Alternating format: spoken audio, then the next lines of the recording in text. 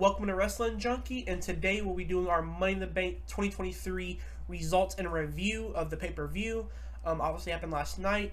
And yeah, we're kind of just going to do like just one long take about it and just kind of go match by match and kind of just talk about overall thoughts on each match and just go over it. But just get straight into it. We started off with the men's Money in the Bank match.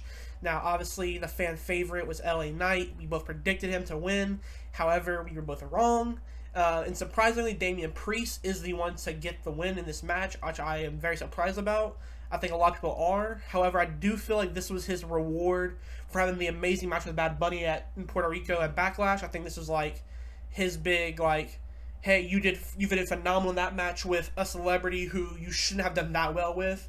Y'all did what y'all did. Here's your reward, and that's what it was. And they did have like hints towards Damian Priest winning, and some like rumors that he would win, but nobody I don't think too many people really believed that he would win it. Everybody was kind of like just put basically the two big ones that people were guessing were LA Knight and Logan Paul. Surprisingly, those were the two that I feel like a lot of people thought would win because of different reasons. Because like if Logan wins, the heat he would get from that would be crazy. Like the crowd would boo him to death in that arena, especially that UK crowd because they were loud all night. Oh yeah. And they weren't very happy about Damian Priest winning either. No. But yeah, it was just a surprise. Yeah, in this match you had LA Knight multiple times like coming very close. Like there's a few times where, matter of fact, like the last for Damian to win, LA Knight was climbing up.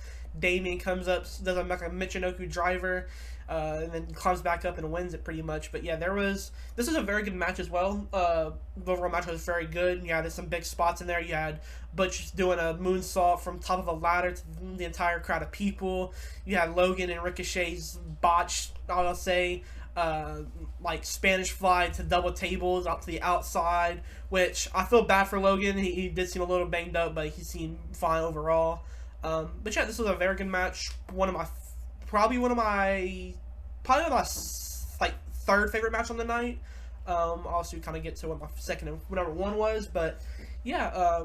After that, we had the women's tag team belts where we had Liv Morgan, Raquel take on Ronda and Shayna, and surprisingly, well, you got this one right. Liv Morgan and Raquel did win. However, the main talking point of this match was obviously Shayna turning on Ronda, which I think is very surprising, and I'm interested to see in storyline why Shayna did do this, because before this there's no real reason. They were like a real dominant tag team. They obviously just won the belts like less than a week ago, so it kind of doesn't make sense in storyline. But I'm guessing we're gonna get an old school Shayna from like NXT, the badass Shayna, where she was kind of just going around putting people in chokeholds, making everybody tap out. So I guess that's what we're going to get to, and I'm very excited for that, because I think that will be your SummerSlam match for them too. I think that'll be Ronda versus Shayna, which should be a good match. And I'm happy Liv Morgan and Raquel did win, because technically they never lost their belts. It was relinquished because of an injury. So I am happy that they won it back. I think it makes sense. And yeah, everyone knows that I'm a huge fan of Liv Morgan. I like how she did it last year at Money in the Bank, how she actually won the Money in the Bank match, cashed it in, and won it against Ronda. And now this year she does the exact same, except no cash in. She just gets a shot at her belts back and beats Ronda once again, except obviously with the help of Shayna. They were definitely going to win the match, Ronda and Shayna, but obviously when she turned her back on her and put her in the chokehold and all that, it was pretty much over. And yeah, they got the win. Yeah, for me, the reason why I am not a big fan of Liv and Raquel winning it back is also because I think Liv should be in the world title picture again. I think she's one of their better talents.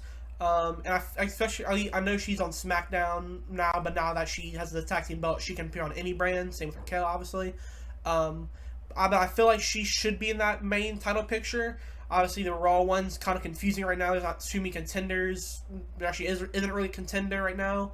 And then obviously on SmackDown, you have Charlotte and Bianca going for it. But yeah, this was a solid match. This was very surprising. With the Shayna turn, I don't think I heard any speculation about that. This is something that not many people, if anybody, at least I've seen, mention anything of that. But yeah, this was solid. the crowd at this point were obviously still hyped up, but you can tell they're kind of waiting for like the next big thing, and the Shayna thing definitely did help. Yeah. But going into our next match, we had the Intercontinental Championship match where Gunther defended and defeated Matt Riddle for his Intercontinental Championship. A pretty short match, which I was kind of surprised about, which I'm kind of disappointed because I think this match could have been way better. But this match was so decent in my opinion. I did like, obviously, Matt Riddle came into this with a little like ankle injury, and I like how Gunther kind of played into that, like trying to like untape his leg or his ankle rather, and then also like chopping his foot. I think that's kind of, it's like ring IQ. I feel like that's like very like smart to do, and I feel like you don't see that too much often. But again, the match in itself wasn't really the main talking point, because after the match, obviously you had Drew McIntyre return, and he will seemingly go after the IC title, which I think that will be your other SummerSlam match now, is Gunther versus Drew, which I think will be a banger of a match. Yeah, very excited for that. Yeah, I think that'll be a very interesting match, and I kind of agree with you. I wish the match would have lasted maybe a little bit longer, but overall the match was still good. Matt Riddle's great. Gunther is obviously great. Everyone loves Gunther as the IC champion. And yeah, now he's on his way to beating Honky Tonk Man as the longest reigning Intercontinental Champion of all time. Yeah, as he should. I mean, like we said, I think he is arguably one of the best pure wrestlers who's ever held the belt. Obviously, you have a lot of historians who are gonna, there's a lot of great Intercontinental champions, but I think Gunther right now is the perfect when obviously in few down the line, when you look back, I think Gunther would be a perfect picture of what the IC champion should look like, and how it should be defended. His reign has been phenomenal, and I hope they keep it up. But yeah, this, like I said, was a solid match. Love that Drew's back. Happy for him. Glad that he re-signed with WWE, because Drew is somebody who I think is one of WWE's bigger stars, and he should always be treated like that. And I think him in the IC picture with Gunther, obviously Gunther's already made the belt very prestigious, but I think having Drew in there helps it even more, because Drew McIntyre is obviously that huge star, and just very he's one of the most popular stars, and it's just great to see. Yeah, and I didn't want to see. There were a lot of rumors that he was leaving WWE. They didn't re-sign him, and all this kind of stuff. And I didn't like that whatsoever, because he just had big moments, out of basically every pay-per-view leading up to his contract ending or whatever the case was. No. And so yeah, I'm very happy that he's back. He grew to be one of my favorites. And yeah, it was just good to see him back in the ring. Yeah. And then after that, we move on to the next match, which was Cody Rhodes taking on Dominic Mysterio. Again, another shorter match. However, this was another solid match. I love Dominic as a heel. It's fantastic. He plays such a great heel. At times he tried to run away from Cody, but Cody would hurry up, chase him down, bring him back in the ring. Went through the crowd once. Cody came back, got him in. But yeah, this did feel like a Cody I'm going to say a squash match, because Dominic did get some offense in and stuff like that, but it was very Cody is levels above Dominic. I think that's how it should be. Cody is obviously a contender no matter what he wants to do. He always be the favorite in his matches. But yeah, this was another solid match. Not too much to talk about. Obviously, you have anything to chip in? But no, it was a good match. Like you said, not too much to talk about. It was pretty short, going right under 9 minutes. And I wish I maybe would have seen a little bit more Rhea Ripley helping a little bit, maybe, or just something. Maybe Finn Balor comes in, but obviously he had a match. Could have said Damian, but he just had a match. So I just would have liked to see Judgment Day maybe help a little bit and give Cody a hard time, basically. But yeah, it was still a good match overall, though. And then after the Cody and Dom match, we had a very surprising return, I guess. We had John Cena make an appearance in London, and basically he kind of just came out and was hyping the crowd and kind of teasing a potential WrestleMania in London, which is something that I know people in the UK or in Europe in general are just going to be very excited for. Obviously, nothing confirmed yet. However, that does happen. That's going to be a huge event. It almost has to happen now that he said it. At some, maybe it might not be this year, next year, but it's gonna happen. It has to now that he said it. Yeah, and then when more surprisingly as well, afterwards after he kind of like was talking a little bit, Grayson Waller came out and he kind of was like chipping in. He said that they should go to Australia, his hometown, and give John Cena the Australian rub. I think this is great. I think Grayson Waller, he also held up on the mic very, very well. He's very talented in the ring, very talented on the mic, and I think putting him with John Cena would be a fantastic little. Because I think Grayson Waller is kind of what WWE thinks of Austin Theory, where they think Austin Theory is this amazing guy. I mean, he's very good in the ring. He's okay on the mic, I would say, but Grayson Waller, I think, is a few steps better than Austin Theory. And I think having maybe a feud between Grayson Waller and John Cena would be nice. But yeah, I think this could be a possible SummerSlam match. Kind of just have to see during these next few weeks, building up to SummerSlam. But yeah, they're excited. Obviously, hope WrestleMania goes to London. That would be something insane. Obviously, they're excited for just a regular SmackDown or Raw. And they're obviously even more excited for these pay-per-views. So an entire WrestleMania for 2 nights, I'm very excited to see if that ever happens, and what it would look like when it happens. But yeah, cool segment there just to see John Cena back as well. It's always nice to see Cena. But yeah, after that we went into the women's Money in the Bank match, and boy was this a banger of a match. A legitimate great match with great moves, just everything was amazing in this match. But yeah. Yeah, this was my prediction to be match of the night, and I think most people would say that this was the match of the night. I know a lot of people might say the main event, but I'm gonna go with this match. I predicted it, so I'm gonna stick with it and say this was my favorite. But yeah, it was great. There was a lot of big spots. We seen Io do a backflip. Yeah, we seen Io do backflip off the ladder onto everyone. We seen Zelina do a Code Red power bomb off the ladder and then onto another ladder. Yeah, we seen the handcuffs get involved, where they tried to handcuff Becky Lynch to the ring. It didn't work. She got out of it, and then eventually it ended up being Io Sky handcuffing Bayley and Bayley and Becky together in the middle of the ladder to where they couldn't, it was impossible for them to do literally anything. They were just stuck. Yeah, they had their hands between the rings of the ladder, so they kind of like you said, couldn't move at all, which is a great finish as well. I think for sometimes you have props are used early in the match, they're not used afterwards, and I think reuse that is something that was very unique and a great finish. And yeah, this was a phenomenal match. You also had Becky do a manhandle slam to Trish on the ladder. Then Zoe Stark came right back after and did a blockbuster to Becky on the outside, which was a nice little move. But yeah, this was a great match. Io obviously did get the win. Climbing over her own teammate to get to it. Yeah. But that was after the fact that Bayley, seeing Io, basically was about to win, and she pushes her off the ladder, and then obviously Io comes back with the handcuffs, and that's when she handcuffs them together, climbing over her own teammate to win it, as she should have. We both predicted that she should win. And yeah, this was just an amazing match. Everybody looked good. Even Trish Stratus, she obviously getting up there in age, and she's been around for a very long time, and she still looked amazing. She still took bumps, the manhandle slam onto the ladder. I didn't expect her to take a bump like that, but she did. And yeah, everyone looked amazing in this match. Yeah, and then after that, we did have the World Heavyweight Championship on the line, where we had Seth Rollins take on Finn Balor. Now, for this match, overall, I will say I did expect more. It was still a solid match, and it was definitely up there, but I think I expected more from this match. I kind of wanted to go a little bit longer, maybe. I think it came in about 12 minutes, so I think it could have went a little bit longer. But yeah, this was a solid match. Again, one of the main talking points of this match is obviously towards the finish.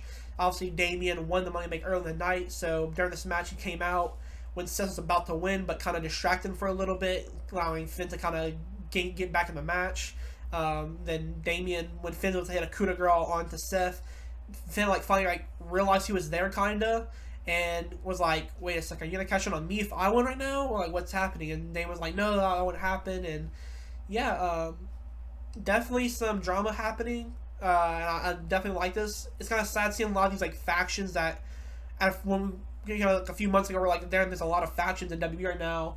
But I feel like a lot of them are finally like splitting up, which is kind of sad to see. But obviously, it makes sense of storyline. You got to kind of do it, and yeah, this was a solid segment and a solid match. Yeah, we're potentially seeing the end. Maybe not the end of Judgment Day, but a split of Judgment Day. If I had to guess, I would assume it'd be Damian Priest that goes off to his own solo thing after winning Money in the Bank. And then also in the other Money in the Bank, we see Io and Bayley both turning back on each other at different points of the match. So that's two of the best factions, really, outside of maybe the Bloodline that split. And now the Bloodline split too. So it's like all these factions are splitting up. And yeah, but now we're going into the main event of the night now. Yeah, obviously you have the Bloodline Civil War match where you have the Usos take on Roman Reigns and Solo Sikoa, which is what's left of the Bloodline at this point. And this, in my opinion, was my match of the night. I think, obviously, phenomenal storytelling is a big factor in this match. However, it was overall just a great match. Did start a little slow for me, but it definitely picked up more and more throughout the match. Yeah, Jimmy and Solo like kind of step up at first, and then Solo was looking big and strong as he always is. And then obviously at one point Jay came in. Roman was like, you know what, Solo, I'm gonna step in. They went at it for a little while. But yeah, this was a great match and my favorite match. Yeah, I thought at some point for sure that Solo was gonna turn his back on him at some point, because at the beginning, like you said, Roman was like begging him to like tag him in, and he kind of like stood there like, I don't want to, but you know, he's the leader of the Bloodline. I'm gonna listen to what he has to say. So he eventually did it after like probably like a good 30-45 seconds maybe of like standing in the corner with them and like just like kind of staring each other down in the face. So I thought maybe, could Solo, you know, trade off on Roman and go back with the Usos, or is he gonna do this and then go solo? But yeah, it was a great match. Obviously a lot happened during the match, like just a lot of back and forth between both teams. It was like basically like the Usos like fought against the odds to like beat them basically. Yeah. Like we seen Solo go for a Samoan bomb onto, I believe it was Jimmy, on the announcer table outside. He gets out the way, then he goes through the table. They Usos, I believe it was Jay inside the ring. He got speared, he got spiked.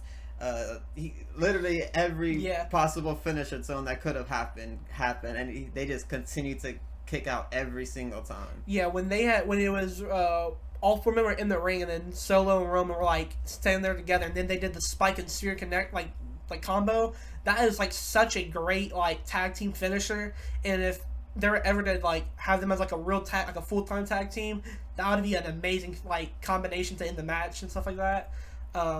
But yeah, during about that time, they kind of like stacked both the Usos, and Roman was about to do another big pin stack, but they both double kicked out, which was something that I think everybody was like, oh well, that's kind of it. He's stacking them up. It's over. Good match, but you know, it sucks to see that the Usos lost. But no, they kicked out, it's something that you expect from Roman, because he's won so many matches now back to back to back, that when it happens to Roman, you're like, oh wait, this is interesting. Maybe Roman's not gonna win tonight. And then obviously towards the end of the match, the Usos finally kind of wipe out Solo, get him out of the match, and they do a double super kick. And then we had an Uso splash. Then Jay does his splash onto Roman, and Jay is the first person to pin Roman Reigns since 2019. It gives Roman his first pin, like I said, since 2019, which is one, crazy to think about, but two, this is, you know, big moment for him for sure. Yeah, this is a huge moment. I think for me, this is what is going to be your SummerSlam main event. I think you're going to get Jay versus Roman. That should be a good match if it does happen. Obviously, you could go many routes, but yeah, that was a great main event, and it's overall great card. The next question I ask you is, obviously you kind of already said it, but what was your match of the night? I mean, for me, it was definitely the women's Money in the Bank match. There was so many big spots.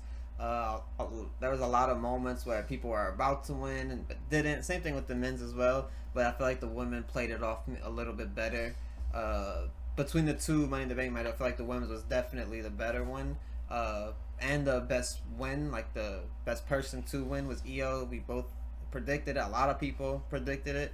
And yeah, she won. Nobody really predicted Damien to win, I don't think. Not that I've seen. Nah. Despite the rumors and everything. But yeah, I have to say the women's Money in the Bank match. Everybody looked amazing in it. Literally everyone had good spots, good moments, and yeah, it just came out really good. Yeah, I think I think for going back to like the men's Money in the Bank for a little bit, I think there was like a report that there was gonna be a big upset, and people were trying to figure out like what it was gonna be. But everyone was like, okay, it's definitely gonna be men's in the Money in the Bank because it's either gonna be we either know it's gonna be LA Knight or Logan, and that was your big upset on the night because really nothing is really an upset. Obviously outside of the men's Money in the Bank, like I mentioned, and then obviously your main event with the Usos. But yeah, I think this was an overall great card. I think with the Damien winning, it's not a bad idea at all. I think I'm looking forward to see what is next for Damien. But I think that definitely like upset the crowd very much and kind of tell because I think you mentioned this was after the match, like or as he was like pulling it down and kind of like actually winning the match, the crowd kind of was like got really deflated really quick. Like they were kind of like booing and like you have the gasp and stuff like that. But yeah, I guess the next question I'll ask you is who do you think Damien and Io will cash in on? I think that's something that can happen at any point, obviously, with the Money in the Bank. It could happen tomorrow night on Raw. It could happen on SmackDown. It could happen the next pay-per-view. So, as you mentioned, I mean, the women's Raw belt is kind of uncontended for right now. So I'm assuming she goes that direction. I would hope she goes that direction because I think that'd be great for her to like Io Sky versus Rhea Ripley. I think that could be an amazing match. Potentially SummerSlam, potentially later on down the line. Who knows? I'm happy no one cashed in night of because that's been happening a lot the past few years. I'm happy they're like drawing it out a little bit, building up anticipation. So now every pay-per-view, every Raw and SmackDown where there's a belt on the line, everyone's gonna be thinking in the back of their mind like, oh, is Io gonna cash in? Is Damien gonna like? You know what I mean? Like, it's like gonna be a continuous thing in everybody's mind. So I'm gonna go that Io will probably go for Rhea and Damien. I don't know, honestly. He could go almost anywhere, and it would kind of make sense.